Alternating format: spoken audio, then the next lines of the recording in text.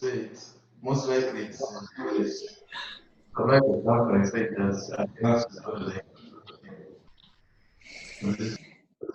Okay, you can make us the main screen.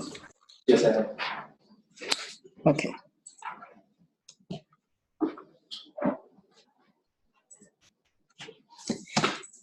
I guess we could start. Good afternoon, everyone. Good afternoon. If you can hear me, you can just kindly wave back. Oh, good afternoon. Thank you very much. So I'd like to welcome you to the echo session. Before we start, may I kindly request that all of us mute our microphones, please? Okay, thank you very much. So welcome to today's echo session, and what we'll be discussing today is a very important topic, and that is cervical cancer screening and prevention. I will be your facilitator. My name is Dr. Kandiwo. We've met with most of the participants joining in today, and I'd just like to welcome you all, and especially those that are joining in for the first time or those that joined us recently. I would like to recognize Mount Makulu. Thank you very much for joining in. And also our presenter, our guest presenter for today, which is Yeta. Thank you very much for joining in. So back at the hub, I have our didactic presenter, and this is Dr. Ketty Lubeya. She is an obstetrician and gynecologist, and she is the subject matter expert, of course, with the other subject matter experts here at the hub. So Dr. Ketty, you're welcome. Thank you. So before we go ahead, I would like to just give a brief recap regarding what was discussed last week. As you know, last week we discussed HIV risk screening tools. And this was a very interesting discussion, and it was the presentation was given by Dr. Mwango. And we learned that we have the adult tool and the pediatric tool, and that these have been adopted effective April 2019 by MOH. The purpose of these tools is to avoid retesting individuals who have recently tested HIV negative and they have no recent high-risk exposure to HIV. So where do we get to use these tools? We get to use them in places where if we went with a universal routine HIV testing modality, we'd probably get a lower yield. And these places include community testing, OPD, and where we conduct services such as voluntary medical male circumcision. So why should we care about these tools? The advantage is that it reduces the number of people that we need to test before we actually get a positive test result. So in summary, that's what we discussed last week. Without wasting much time, I think we'll go straight into the didactic presentation, and we'll have a case from Yeta that will be presented by Charlotte, who is an ART prescriber and a registered nurse working in ART. So we'll go to the presentation. Dr. Mansa, you can just briefly introduce yourself as we share the presentation. Right. Good afternoon, everybody. I'm really excited to be here. As introduced, I'm a gynecologist. At the same time, I'm a lecturer at the University of Zambia. I'm a clinical lecturer, so I sit at the Women and Newborn Hospital, and I run some of the days at the LIP clinic here at UTH, at the AIDC. I have I'm very passionate about cervical cancer prevention, and you probably, as you follow along, you see me talking about it, and especially sharing primary prevention other than the curative aspect. So I hope we are going to enjoy this session as we discuss and see how best we can save the Zambian women.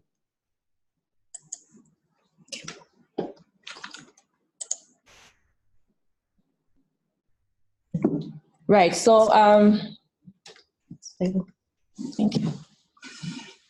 You can continue. Our learning objectives for today, the first one is that we need to understand the cervical cancer epidemiology. Secondly, we need to understand the history of cervical cancer prevention in Zambia, so that as we share with other people, we know what we really are talking about. Thirdly, we'll endeavor to understand the new developments in cervical cancer prevention in Zambia, the milestones that have been achieved at this moment. Thank you. Okay, so before we start our presentation in detail, we are going to run some poll questions. So we have 3 polling questions that we would like our participants, our network, to have a look at and be able to, choose which answers we feel the correct ones or the best answers. So the first 4 question reads, which of the following statements best describes cervical cancer? A, once a woman is infected with the human papillomavirus, progression to cervical cancer is inevitable. Or do we think it's B, cervical cancer is the leading cause of cancer-related morbidity and mortality among women living with HIV in Zambia?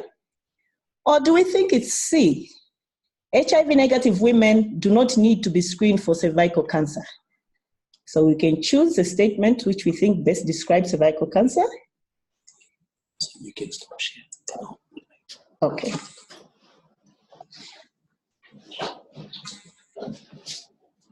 So we have the first question there.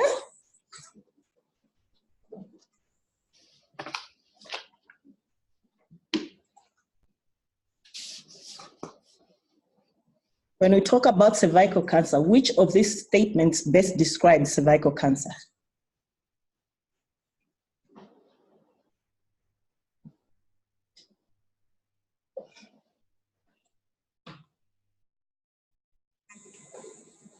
We'll give it a few more seconds. So far, we only have 30 of the 49 facilities voting.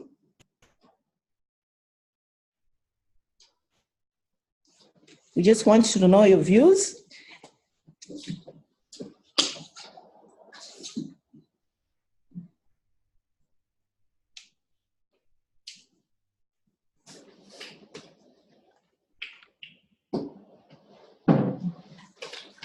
Okay.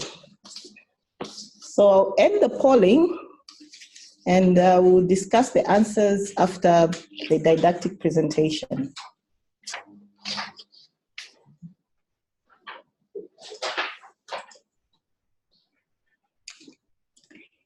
And then we'll be uploading our second polling question soon.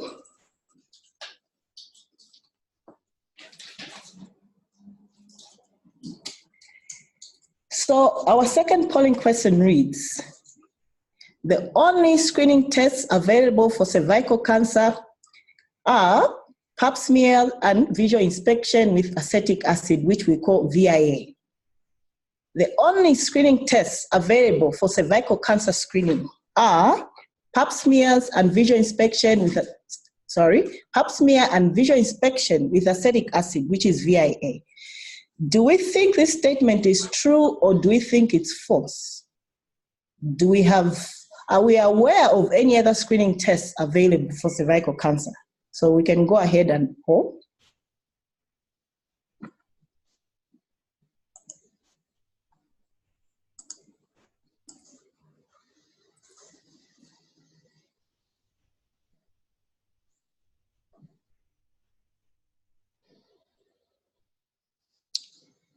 Okay, so far it's almost split, almost 50-50. Okay, the majority think it's true. We only have these 2 screening tests.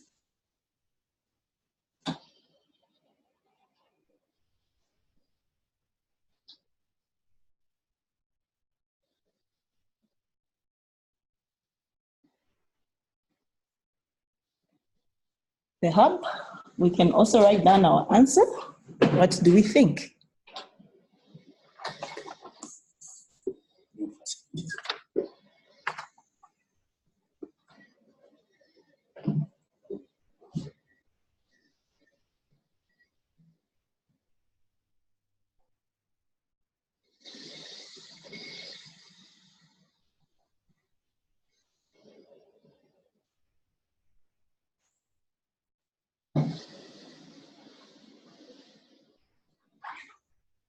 Okay, we'll give it 10 more seconds to hear what people think.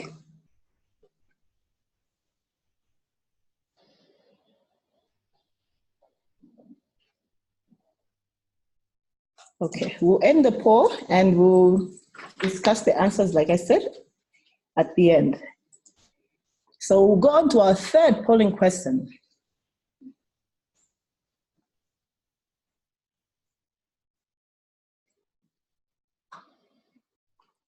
So our third polling question reads, all women of childbearing age who screen negative for cervical cancer are eligible to receive the HPV vaccine. Do we think this statement is true or do we think it's false? I'm sure we've heard a lot about the HPV vaccine. So what do we think regarding this statement? Who is eligible to get this vaccine?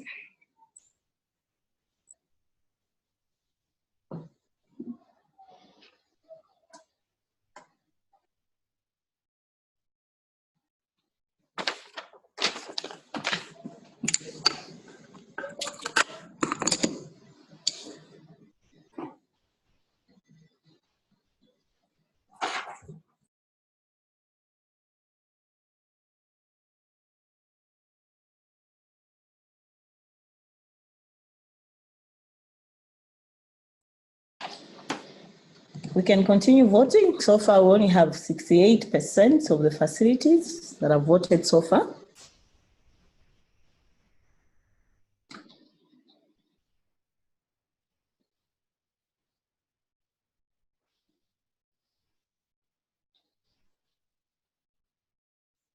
What do we think regarding the HPV vaccine?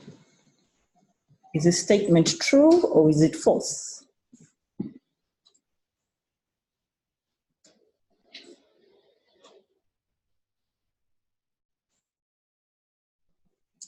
Okay, we'll end the poll now and we'll continue with the presentation.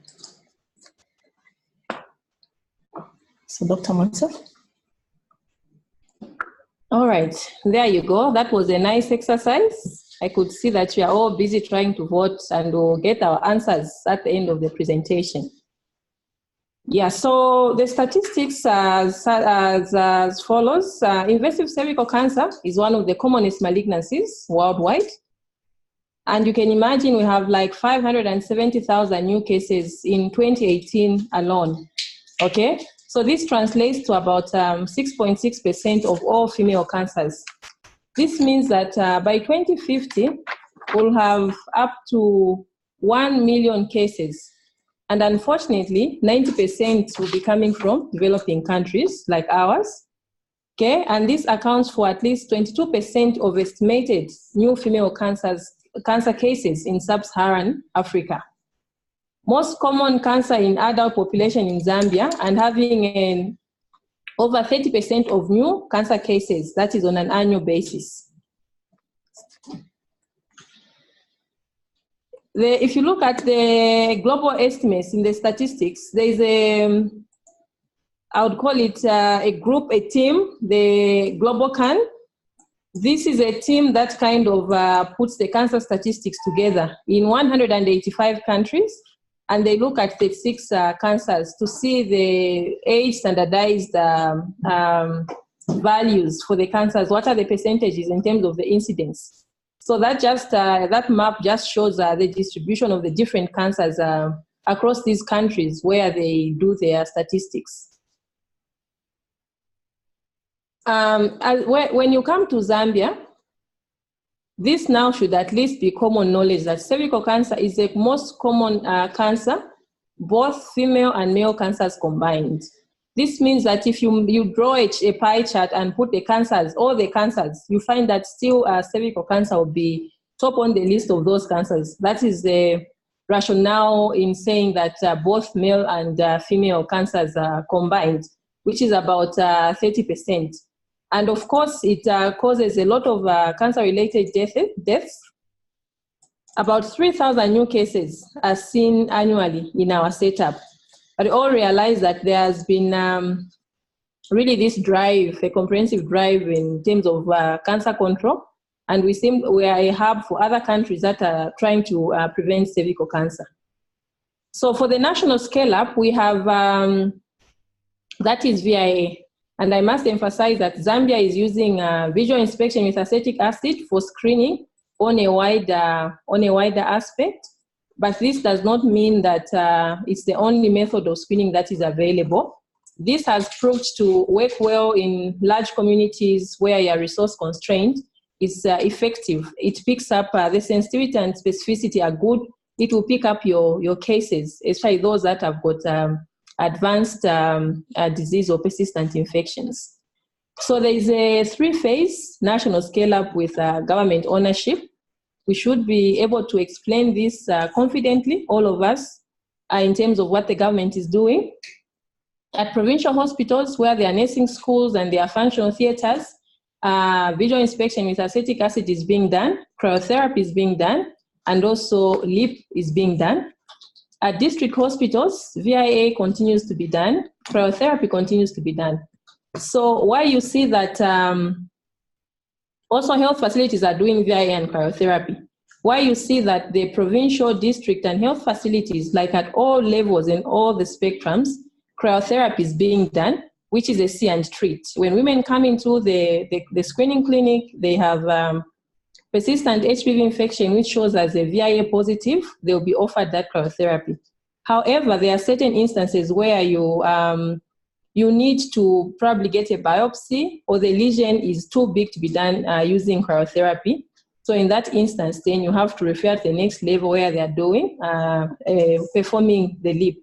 And LEAP is mainly done by the MOs, medical doctors who undergo a special training on how they are able to conduct the LEAP. So health centers just feed into the systems where this is.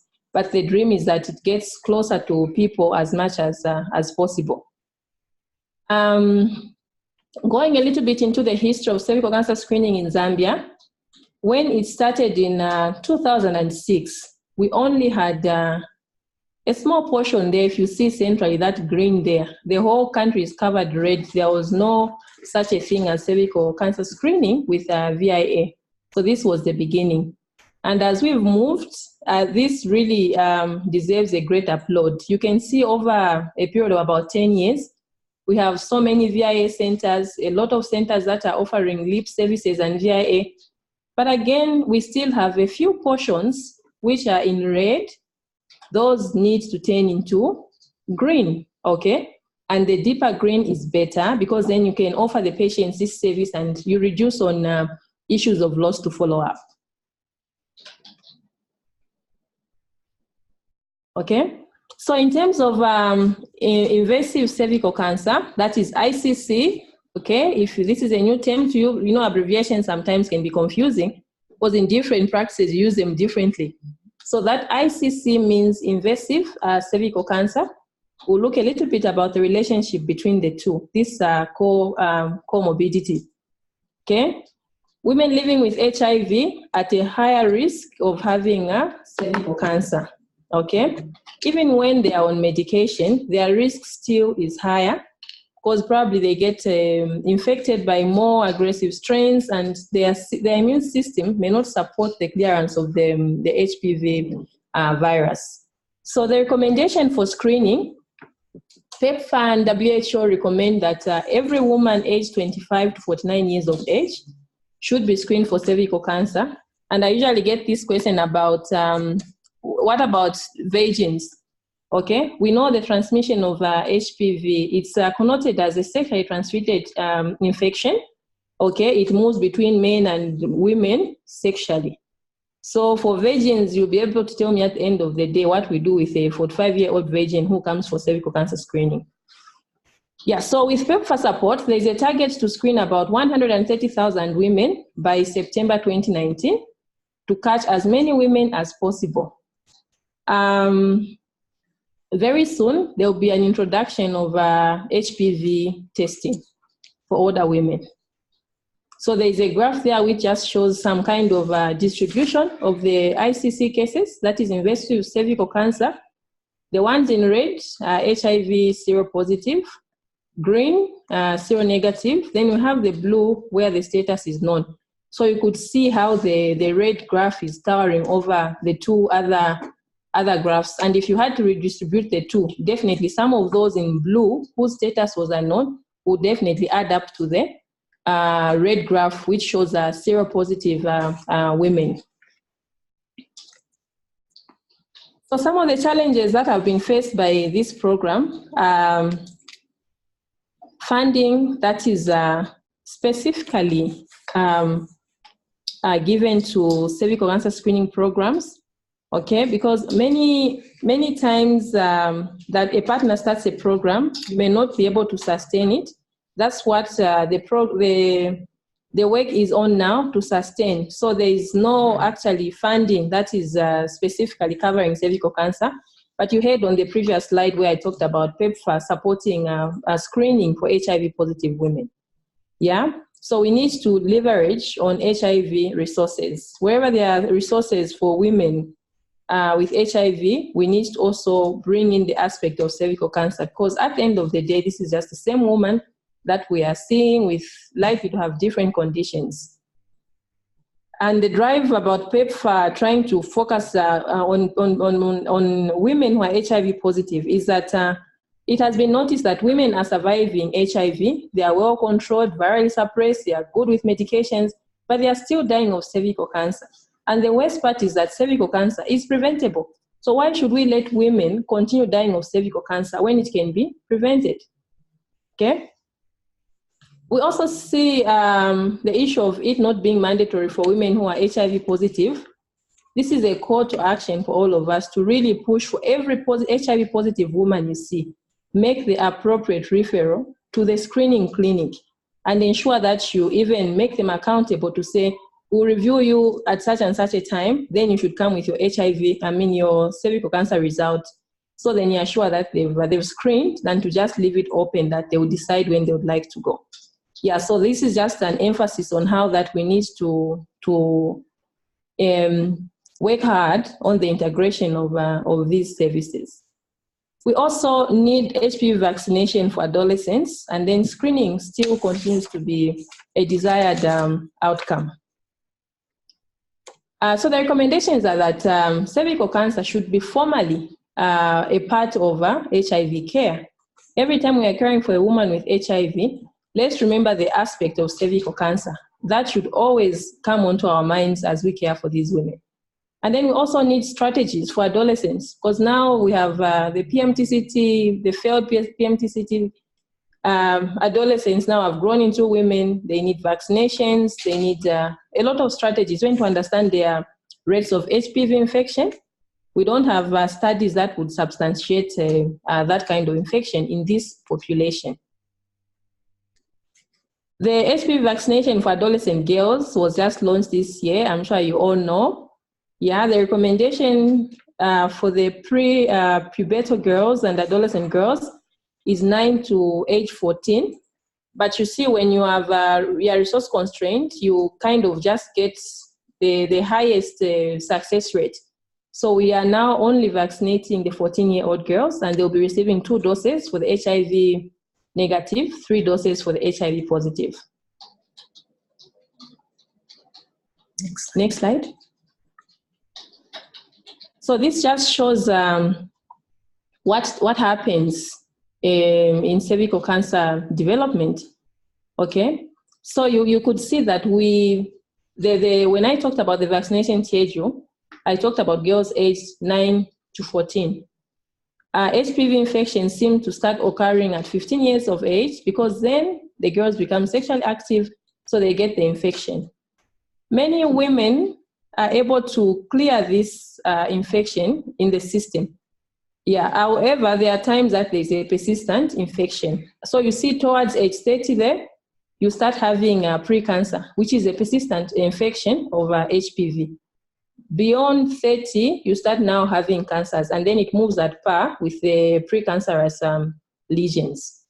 Okay, so this whole period, it's a long period, and you can imagine that in the precancerous period, women remain asymptomatic. So if we don't prompt them to screen, then they will not screen, because they'll think that they are okay, even when things inside are cooking and boiling.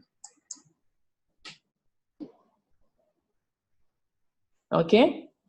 Some of us could have seen that before. If we haven't, this is a good opportunity to see how an okay cervix looks like and how a sick cervix looks like. You see how a normal cervix is nice and smooth, okay, nicely pink. And you can see how the arrows are moving. There's an infection and there's clearance, okay? Normal, then HPV infection, there's clearance. However, the problem comes in when HPV infection becomes persistent, and then it goes to precancer. At that point, it can regress, of course, with different modalities under secondary prevention. The worst case scenario is when now there is invasion, which becomes a cancer, as you can see. So on those pictures, I see them so many times when I'm in the lip clinic, and it makes my heart bleed that this cancer is so preventable, but we get women come in such dire situations. Concerning the HPV vaccination, before the screening, the vaccination that took place this June, there was a pilot which was done in Lusaka province from 2013 to 2017, and it involved around more than 50,000 girls.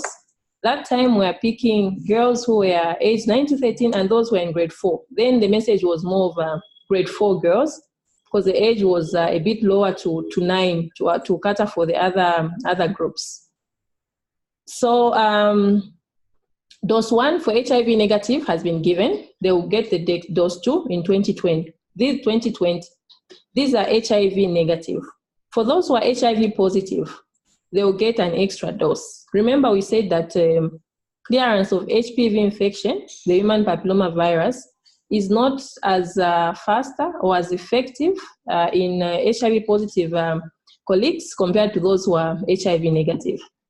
And in trying to reach out all the corners, schools were targeted, health facilities, communities, and other outreach points to ensure that we capture as many as possible of these 14-year-old girls.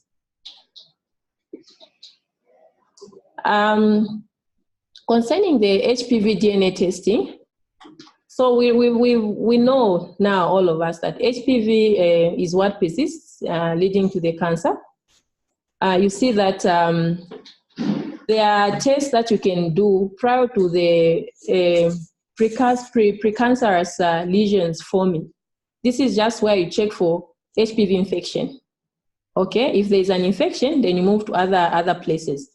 To other types of testing. This is like the primary, and it's more effective as soon as you implement such a program. It becomes more effective even in follow-up, because the follow-up period is even longer when you find that someone is HPV DNA negative. So the national guidelines are available, and for a start, because like when you're starting something, you need to take a reasonable bite that you can manage to chew. There are 4 provinces that will be in this initial cohort. In Southern Province, we have Livingstone and Choma. In Lusaka, it will be, of course, Lusaka District. In the Central Province, Kabwe, Copperbelt, Kitwe, and Ndola. So we need also to cooperate in terms of the gene expert platforms, because there are a number of gene experts that are kind of underutilized just for the diagnosis of TB. But we use the same gene expert machines to diagnose HPV infection. And then in this instance, women will be educated on how to self-collect. Because cervical cancer involves the core of a woman.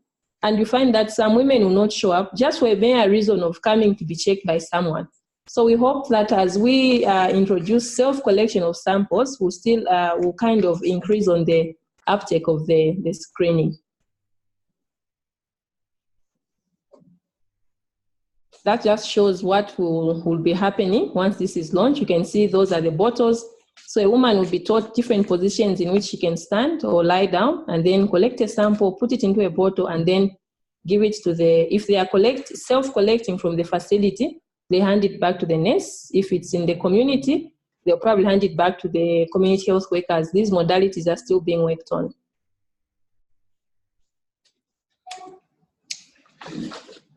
Okay, thank you very much for that presentation. I think before she summarizes, I think we have learned 1 or 2 things from the presentation so far, and so would like to relaunch our poll questions. And we'll start with the first one, where we have to choose which statement best describes cervical cancer. So A, once a woman is infected with HPV, does it mean she progresses to cervical cancer? I think Dr. Lubeya has just talked about that in detail. or is it B, cervical cancer is a leading cause of cancer-related morbidity and mortality among people living, women, especially living with HIV, in Zambia. She also dwelt on that. Or do we still think C is the best? HIV negative women do not need to be screened for cervical cancer. So we can launch the poll and let's see what we have learned so far. So Chatonda? You launched down. Okay. Can you stop the launch? I'm going to relaunch the first poll question. What do we think? Which statement best describes cervical cancer from what we have discussed so far? So we'll take about a minute or so.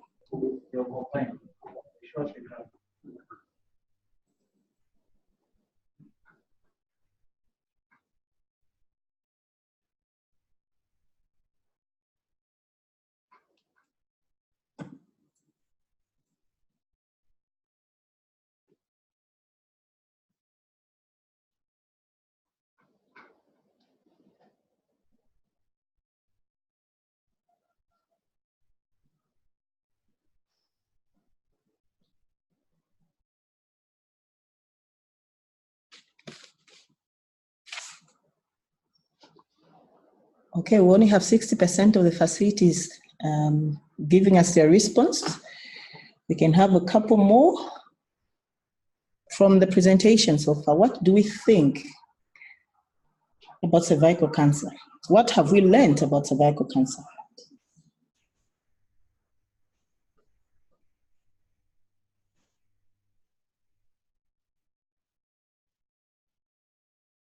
Okay, I'll end the poll and then we can discuss the results. So 90% think B is the best statement. So Dr. Lubeya, what's your comment on that one? If we're able to unmute someone who thinks A is the answer, I would probably like to hear how they are trying to justify that. But I think we labored in explaining that this infection can be cleared. Okay. However, the clearance rates may be different, but once you get infected, doesn't mean that ultimately you're going to progress to have the cancer. It's only when the infection persists, that's when now you go into what we call now the cervical cancer. Okay. We'll go to the second poll question. And the second poll question reads, the only screening tests available for cervical cancer are pap smear and visual inspection with acetic acid. I think Dr. Lubeya gave us a bit of some leakage towards the end of our presentation. So we can vote. What do we think? Are these the only tests available?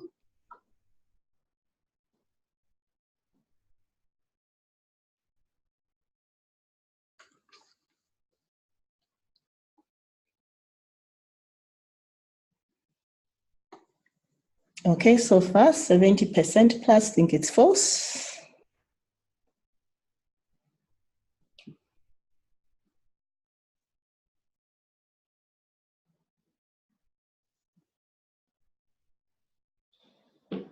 And the hub, what do we think? Okay.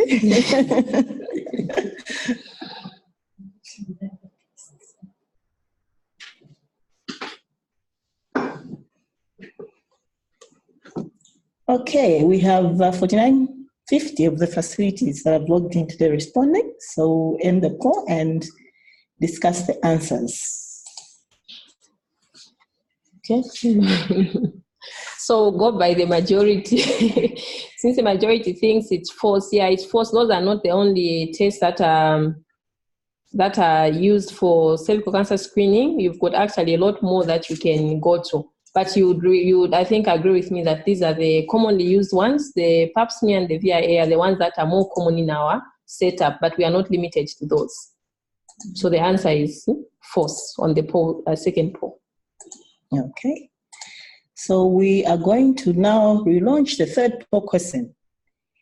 And the question reads, all women of childbearing age who screen negative for cervical cancer are eligible to receive the HPV vaccine. What do we think? Is this statement true or is it false? All women of childbearing age are eligible for the HPV vaccine, provided they have a negative screen for cervical cancer.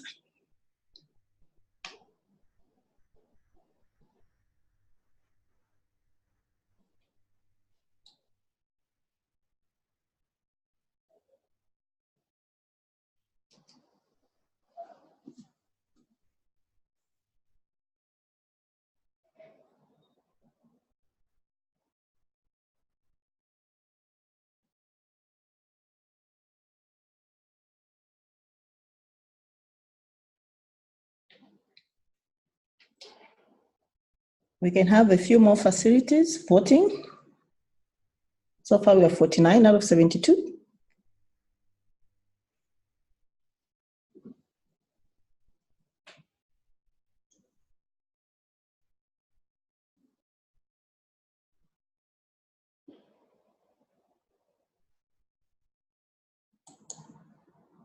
Okay, I'll now share the results. 76% think it's false. Dr. Lubeya, you'd like to comment on that one? Mm-hmm. No, it's truly false. I was hoping the one saying false would be more than 90% actually, because we just labored on how that we are targeting adolescent girls, age 14. Then for the older women, they go now for HPV. Right. Thank you very much, Dr. Lubeya. I think you can continue and summarize the key points for us. So take-home message, the summary here that we have of the key points. Okay, cervical cancer is preventable, and no woman should die of cervical cancer. Okay, we need a comprehensive prevention strategy. Okay, one of it is that the vaccinations, which have just started, and also the screening, both the HPV DNA screening and the visual inspection with acetic acid. I would even challenge all the women. I'll not ask you to raise your hands or something. Those who haven't gone for screening, may we all take a lead and be the example in terms of screening. Okay, we need to integrate CS cervix screening and care with other ART programs so that we treat an individual as a whole. There's no point in one surviving HIV and then dying of cervical cancer. Thank you so much for your attention. Thank you for that very elaborate presentation, Dr. Lubeya. And as we all know, cervical cancer still remains one of the common cancers among women living with HIV. And the beauty is that it's preventable. What do we need to advocate for? Let our women be screened. Let's adopt this as policy so that we catch them in the early stages. You know, in the early stages, it's treatable and it's curable. And before we get to advanced stages where we're giving palliation, and you know, when you get to a stage of palliation, it involves the family as well. So let's continue encouraging our women to go for cervical cancer screening. As we're seeing these women in our ART clinics, please let's ask them about the cervical cancer screening. We've talked about prevention. We now know that we have the HPV vaccine, and we're targeting young girls, 14 years, of course 9 to 14, but in our setting, because of limited resources, the 14-year-olds. So please, let's get on board, let's support this program, and let's prevent this killer disease. Before we continue with our case presentation, I want to just acknowledge the facilities that are joining in for the first time. We have Kalingalinga, we have Mwembeshi, we have George, and Chipata Level 1 Hospital. Please kindly wave if you can hear us. We want to welcome you to this wonderful network. Thank you very much, and we look forward to hearing from you and sharing ideas. So I'd just like to ask from our participants, do we have any questions, clarifications regarding the presentation that has just been made on cervical cancer?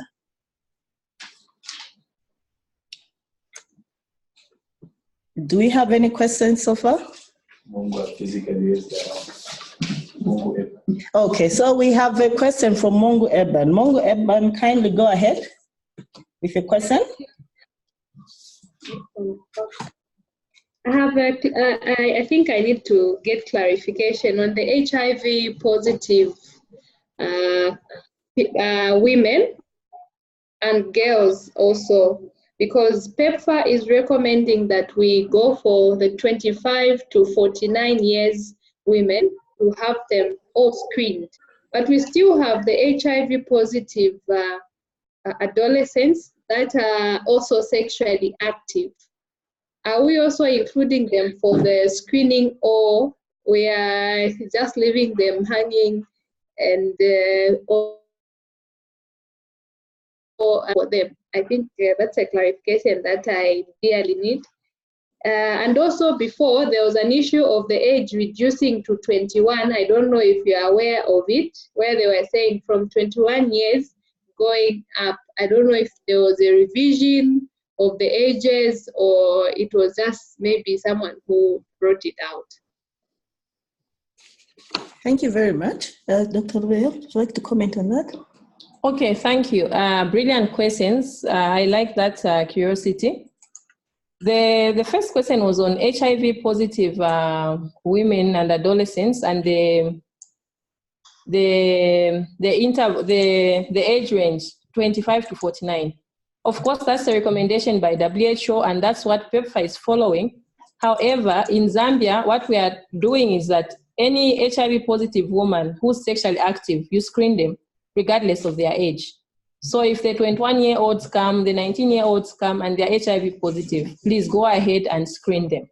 These are just global references. So if about a special arrangement, if you are a PEPFAR site where PEPFAR is looking, like a partner is looking specifically women aged 25 to 49 years of age who are HIV positive, that doesn't mean that you exclude the rest of the population. Any person has a right to walk in, you screen them. Adolescents, HIV positive, the 21-year-olds, 20-year-olds who are sexually active, also screen them. Except when reporting to PEPFAR, you only give them the data that they need. Then the rest of the data remains for the facility. So we are not excluding anyone who's eligible to screen.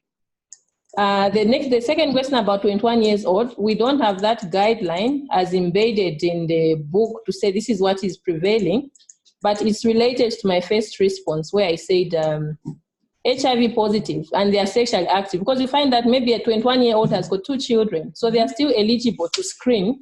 Those you take them as case by case. Yeah.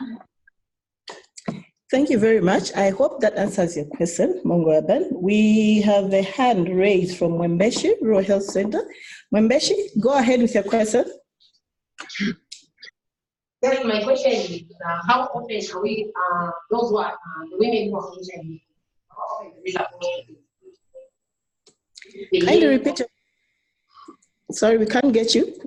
Kindly repeat your question. My question is, how often the women who are HIV positive supposed to be? Okay. If I got you correctly, you want to find out how often are women who are HIV positive supposed to be screened? Yeah. Okay. I think we've lost them there. Dr. All right. You can comment on that. So for the HIV positive women, we are screening them every year, whereas the HIV negative women are being screened every 3 years. That is the current guideline. However, this is undergoing some revisions. Once we start the HPV screening, we will again come back to these guidelines, because now when we add the HPV screening, we will reduce for the women who are HIV positive, but it will definitely be more than 1 year when there's HPV screening involved. For just VIA, you screen them annually, and then 3 years for HIV negative women. But also remember that there are sometimes that you have to treat human beings as individuals, case by case. If you've got uncertainties and you wish them to come earlier, they would come. As you know, these are guidelines. They are not cast into concrete. So case by case, you can decide who may not fit this criteria of waiting for so long to be screened. Yeah. Thank you for that response, Dr. Lubeya. We have 2 questions. There's one from Kalingalinga, and they want to find out what are the other screening methods apart from VIA and pap smear in Zambia. I think this is also coming from the poll question that we had discussed earlier. Do we have other screening methods in Zambia? Okay. Thank you for those questions. I really love this group. They are so inquisitive and curious, which is good. The widely spread, of course, it's the VIA and the pap smears, but we are also doing screening with Lugos iodine, what we call VLI, visual inspection with Lugos iodine. We are also doing what is called liquid-based cytology. It is similar to like that picture you saw on HPV DNA screening. So that is also another method of screening for cervical cancer. But you see a lot of this in the UTH and probably in the private sector where the liquid-based cytology is being used. There's also colposcopic examination. I know that now we are using enhancement with cervical digitography, but there's also a colposcopy which helps you to visualize what you're seeing and you're able to make a diagnosis of what the possibilities are. Okay, in the interest of time, I think we just get like 2 more questions. I have one from Leonika. They're asking, why hasn't it been made mandatory for women living with HIV to be screened for CS-cervix? Oh yes, so that is now what we are talking about here. We all need to put our voices together so that it can be louder. That is the role of the policymakers to do. So the more we make noise, the more we talk about it, then someone will know that it's important, that it should be mandatory. And on the HIV screening sheet, I should think that now there's a part where you tick for whether they've screened for cervical cancer. So the factors are both provider-related and patient-related, but we can do our role and really push for these women to screen. If you're in that ART clinic, ensure that everyone that you're touching has been to the cervical cancer screening clinic. Okay, there's a follow-up question. You've told us what we should do if someone has an abnormal VIA. What about if they have a positive HPV DNA test? Okay, thank you. So that is now going to be a little bit more detailed because that has its own guidelines. Currently, we have draft guidelines from MOH. So what happens is, I'll just summarize because the detailed guidelines will be on their way and we'll all have them.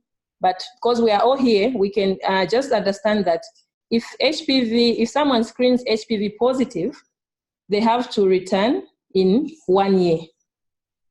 I'm sorry, if they have screened HPV positive, they are going to what is called VAT. It's like now an assessment. So what we are calling VIA now will be called VAT after HPV, because it's an assessment to see whether there is a lesion or not. If someone is HPV positive and also positive for VIA, you treat them accordingly. Okay, if they've got a lesion, they go for cryo or they go for LEAP. However, if they are HPV positive and then VAT, which now we are calling VIA, is negative, you screen them after 1 year. Both HIV and HIV positive are negative. Thereafter, the HIV positive, you screen them every 3 years, and the HIV negative, you screen every 5 years. So this may not be assimilated now, all of it, but there is a guideline which will come and you'll be able to reinforce your information on that one. Thank you for giving us a bit of information on that. I think the HPV DNA testing is something that is probably going to excite most of us as we begin to implement it. But I have a very interesting question, I think, from Macha. We've talked so much about women, but is there a vaccine for men? Do we have a vaccine for men against HPV? Yes, I love that gender balance. Why should we only we are saying STI, then we are only targeting women. Yeah, so, sometimes it's just that when you have only a little food, you decide maybe the youngest should eat, then the older one can wait a little longer. The younger one is more likely to die. So in countries like Australia, they actually vaccinate both adolescent girls and boys, okay? Because you know that HPV causes other cancers, oral cancers, perianal cancers. Penile cancers are caused by the same HPV which causes cervical cancer. Of course, the strains may differ. So you eliminate all cancers that are related to HPV. And also, that you reduce, if men are vaccinated, then they will not pass it on to women. If you only vaccinate women, you find that the men are likely to pass on the virus to women. However, there are concepts which they call head protection. the more women you vaccinate, you find that the infections also reduce in men. So now a country like ours, which is only vaccinating girls, and other countries, we are banking on this head protection. So in communities where girls are vaccinated, the HPV infection in men is also lower compared to where there is no vaccine. But it's all issues of economics and having enough for everyone to have a bite on. Yeah, thank you. Thank you very much. I can see this topic has generated a lot of discussion.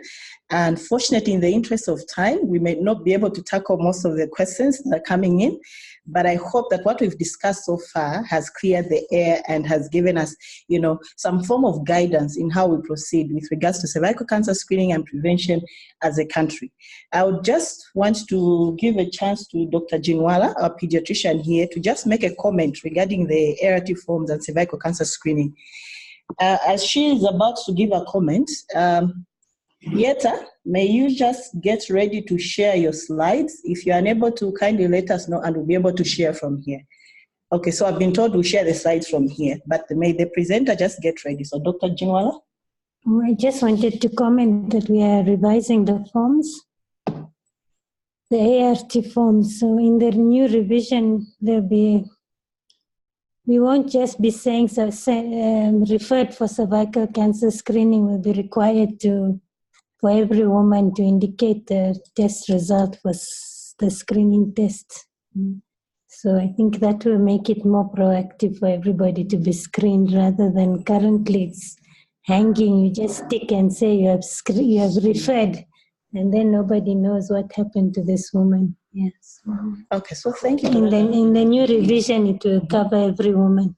Oh, okay, so we'll be able to get feedback regarding those that actually were screened and what the result was. Okay, I think that would be a great development. So thank you very much all for your contribution and questions. We will try and see if we can get another slot to discuss this topic, because obviously it's a topic of interest and I think we like the way the discussion is going so far.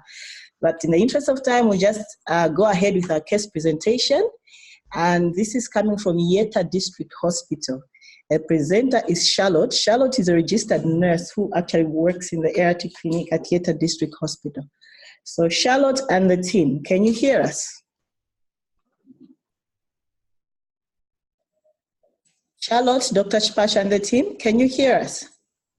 Yes, we can. Okay, perfect. Hello? Hi, we can get you. So we are going to share the slides from our end. So you can just briefly introduce yourself and then go on with the presentation. All right, thank you. My name is Charlotte Lubeya. I'm a nurse in ART here at Yeta. Okay, this is the case. EM58 is being followed up for advanced cancer of the cervix with severe anemia and heart failure, transiting to Yeta Clinic from Mandi Hospital a month ago. Non-hypertensive patient and RFVD on ART since 2006.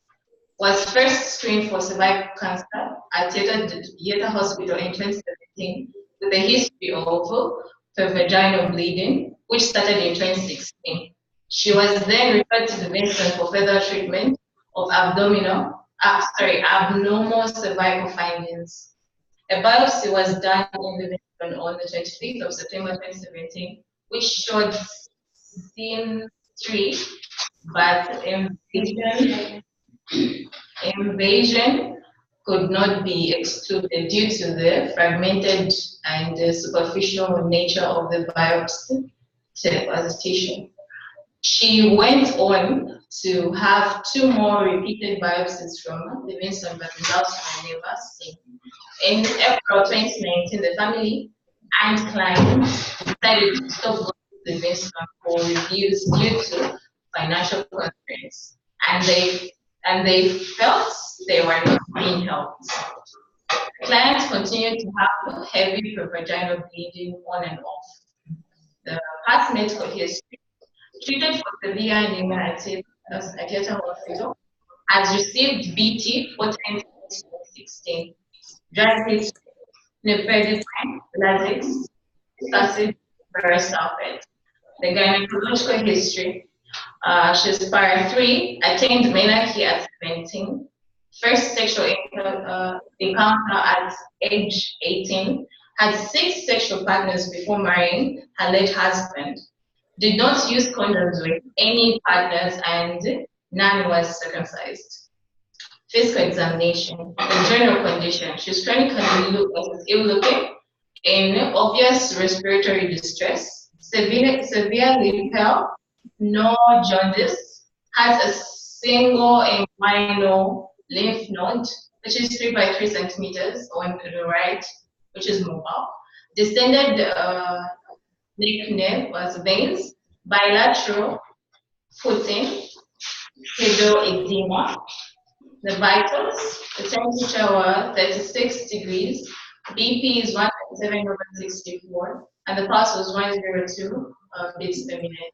Her height is 162 centimeters, her weight is 61.5 kgs, BMI is 23. That's respiratory one. Respiratory system is the diffuse crustaceans and bilaterally. And then the CVS is rheumatic mammals with tachycardia.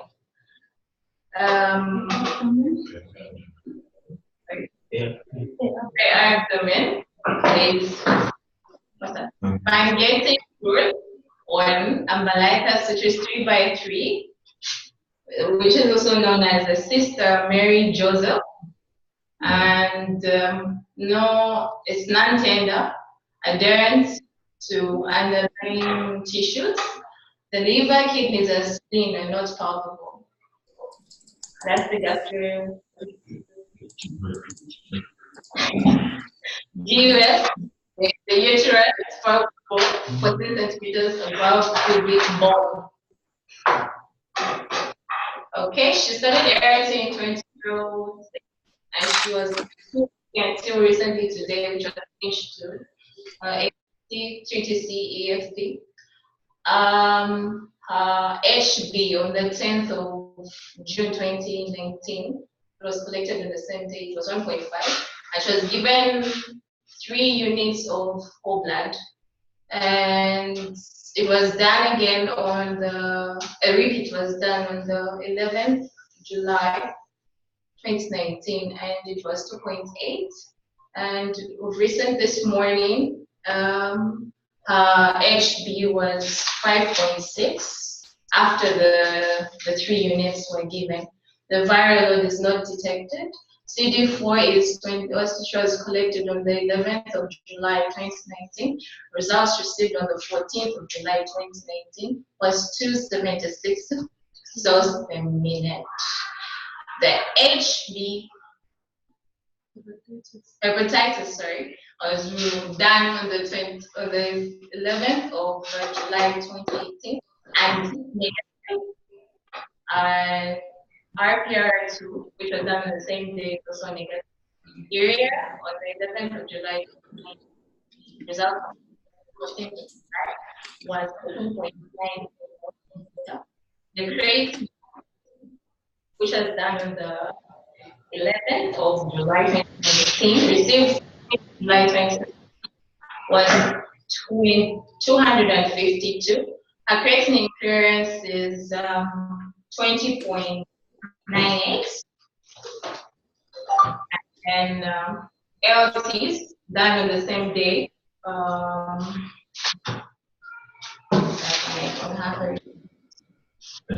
They're also pending. Those are unavailable. I don't have them. Then the abdominal scan revealed the bilateral hydronephrosis. Our question is, what is the next best management for our client? Thank you. Okay, thank you very much, Charlotte. I will just try and summarize the case. So we have a 58-year-old woman, postmenopausal, who presented with bleeding for 1 year. That was in 2017. And Upon examination, she had some abnormal cervical findings, which have not been described in details, but was referred to Livingstone for further investigation and management. And we're told she had 3 biopsies done. The first one was inconclusive, and the subsequent 2 biopsies results were never received. So this woman has been having PV bleeding on and off up to date, if I'm not mistaken, and currently has symptoms of decompensated anemia. She's presenting with symptoms and signs suggestive of heart failure, for which she has received multiple blood transfusions. I think her baseline HB when she presented to you earlier in June was 1.8, and now after multiple transfusions, it's gone up to 5.6%. She's also HIV positive and has been on TLE since 2006. Her viral load is undetectable. Her CD4 count is 279. But she's got some deranged kidney function tests with a raised urea and creatinine, and a creatinine clearance of 20.89. You've done an ultrasound also, which shows that she's got masses in the liver and the spleen, which suggestive of a metastatic stage of the disease. So I guess your question is, how do we manage this patient? Do we have any questions and clarifications from the network before we discuss the case?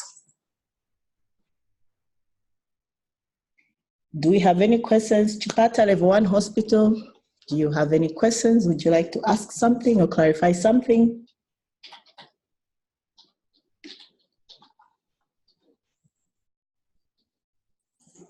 Okay, I can see Howard has raised his hand. So Howard, you can go ahead with your question.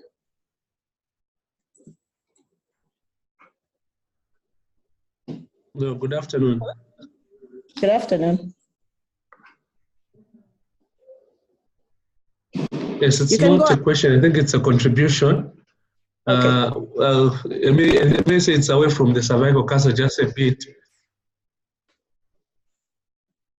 Hello, you can get me? Yes, we can get you. Kindly quickly go ahead with the contribution. Yes, I'm saying it may be away from cervical cancer, but we're quite impressed with the elicitation of the 6 sexual partners, which normally doesn't come through, especially in cases of cervical cancer. So I think the skill of elicitation there is quite impressive. I wish we can also pick it up for contact tracing on those, because it creates a chain for cervical cancer screening also in that vein, rather than just concentrating on this woman. All right, thank you very much. So, yes, we have a commendation from Howard saying he's quite impressed with your detailed social history and how that you managed to get the history of the sexual partners that this individual had. Do we have any questions? Livingstone General, would you like to comment on the case?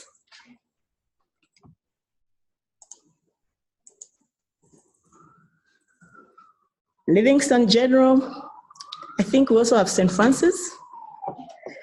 Hello? Hello, you can go ahead. Yes, sorry, we do not have somebody from gynecology department right here. I'm a psychiatrist, so I think it's quite difficult for me to comment on this at this point of time. Among us, we don't have a gynecologist and obstetrician. We would have really followed up with what really happened to her biopsy results and how, they couldn't be helped. All right, thank you very much. Do you have any other questions, comments on the case? How do we manage this patient? Okay, so Dr. Lubeya has some questions. She wants to clarify a few things. So Charlotte and the team. All right, so that was a thorough history and examination. From your history, I didn't pick the age whether she's postmenopausal or she's not yet attained menopause. And then on the staging examination, I didn't get the vaginal examination to help with the staging of this case, like what diagnosis to give. I know there are some radiological findings, but vaginal findings, what is there? What did you find? I'll do those two now, then the other one will follow. Okay, so Charlotte and the team, there are 2 questions there. We haven't been told when this woman reached menopause, if she is postmenopausal, though obviously the age is suggestive of that. And also, do we have any description of what we found when we did a vaginal examination?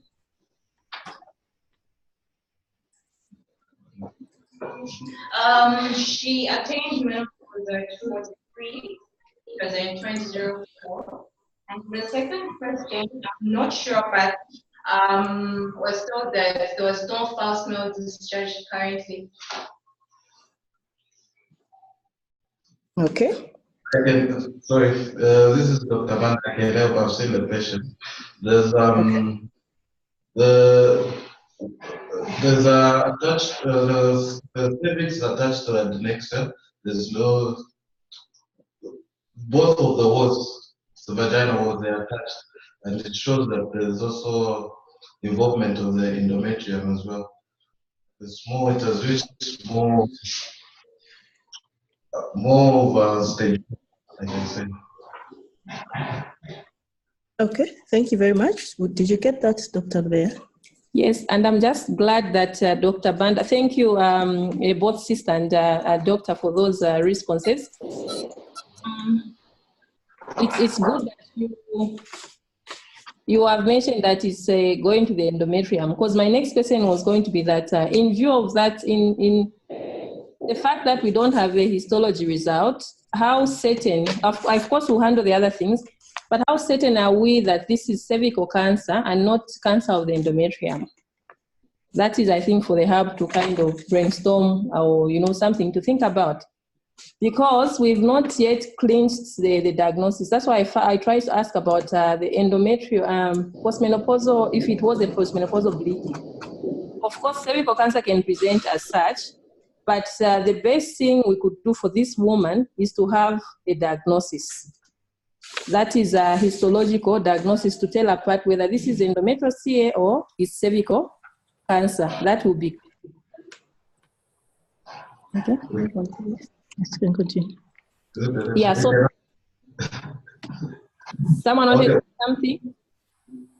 Yes. Looking at the Sister Mary Joseph Nodu, it's definite that the endometrium is affected. But when we saw the first biopsy results, it showed that there was CIN3. So it was more, I suspect it's cervix which has advanced to the endometrium and other organ. Plus the chest X-ray was done, it shows also some cannon balls of the patient. Okay. Yeah, so anyway, the justice we can do is to confirm what the diagnosis is, because just by making assumptions, CS cervix has got a particular way of spread, okay? So that endometrial involvement, usually the endometrial cancer would go in this direction. There's nothing that can stop her from having CIN3 and also having endometrial cancer. So the first point that we need to conclude here is to find, to have a biopsy and then clinch the diagnosis. In terms of the problems that she's having now, I think she has the chest, there's a problem with the chest, there are those palpitations. Not sure whether she's having a hypostatic pneumonia or it's part of a cardiac failure because of the severe anemia. I've learned that she's in failure. Yeah, and then there's also a problem with the kidney function. It looks probably like a obstruction going on. Yeah. So I think my take is that this woman, of course, the situation sounds like it's really gone, she's advanced, but still we can improve the quality of her life. Clinching the diagnosis and having her being managed at the Cancer Disease Hospital will be the best thing that we can do, because we have one Cancer Disease Hospital in our country and she could benefit from input from that part. Even things like probably radiology or just something, like we can't give up on a patient to say, okay, she's like we're at the end of everything. there's a way in which someone can be made comfortable with all the technologies around. And the fact that there's a cancer disease hospital, those are the two things that I need. We continue with symptomatic management. We cleanse the diagnosis, histology, and then let her be managed at the cancer disease hospital and see how best the quality of her life can be improved. Okay. So thank you very much for your contribution, Dr. Lubeya. We'll summarize the recommendations at the end of the discussion. I would like to hear the views from the other facilities. And there was a question here asking what ART the client is on. I think as it stands, patient is on TLE, but would like to hear from Yeta if you had made any changes to her ART regimen after you received the results. Charlotte and the team? Okay, so she's no longer on TOE. She's now ABC 3 to CEF. Okay. So thank you very much. So we've been told that they have now replaced the tenofovir with abacavir, and they have maintained the 3TC, that's the lamivudine, and the efavirenz. And with regards to her clearance, I think the presenter did mention that her clearance was calculated to be 20.89. Just a follow-up question. There is one that's coming from Mulambwa. They want to find out if you adjusted the dose of the lamivudine as well.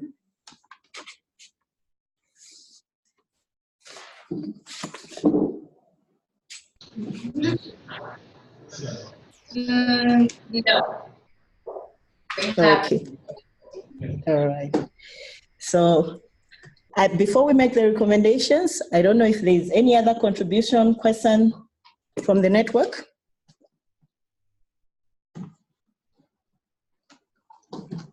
Chilenge Hospital, would you like to say something?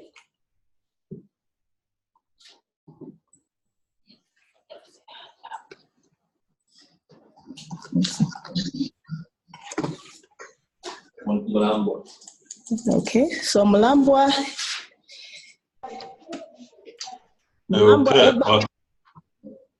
Okay, just a recommendation. My name is Akamfo Joseph from Mulambwa. I noted to say when the plant was in Livingston, there was a constraint on the part of the client in terms of financial constraints.